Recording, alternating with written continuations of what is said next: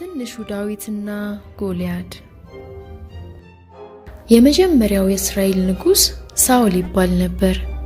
ነገር ግን ሳኦል ለእግዚአብሔር ታዛዥ አልነበረም። እግዚአብሔርም ሳሙኤል ወደሚባል ሰው መጣ። ለሳሙኤልም እንዲህ የሚል መልእክት ነገረው።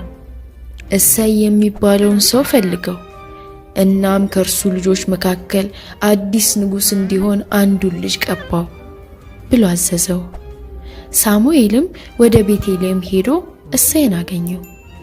እሰይም ጠንካራና ቆንጆ የሆኑትን 7 ልጆቹን አሳየው። እግዚአብሔርም እንዲህ አለው፣ እኔ መልክና ጥንካሬያቸውን አላይም፣ እኔ የማየው ልብን ነው።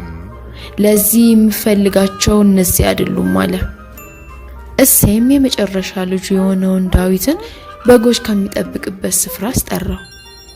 ሳሙኤልም አየው። እግዚአብሔርም እኔ የምፈልገው እሱን ነው አለ። ዳዊትም አዲስ ንጉስ እንዲሆን ተቀባ።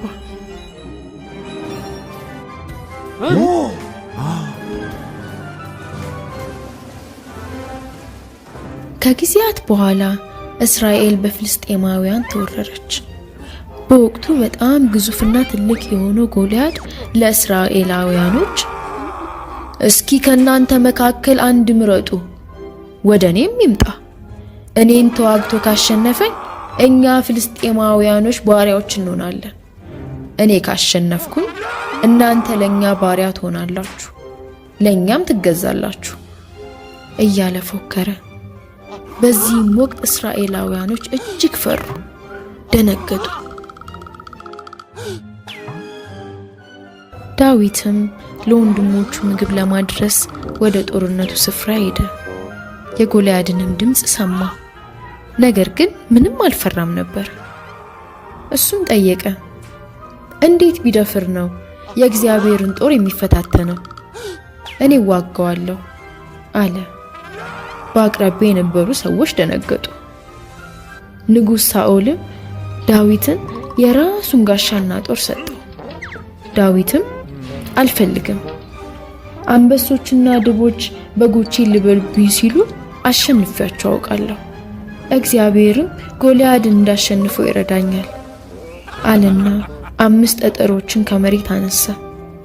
ጎልያድም እኔ ውሻ ነኝ እንዴ ለመፋለም ይህንን ሕፃን ልጅ ላካችሁት አለ። ዳዊትም አንተ ጦርና ጋሻ አለ፣ እኔ ደግሞ የሚረዳኝ የእስራኤል አምላክ አለኝ አለው።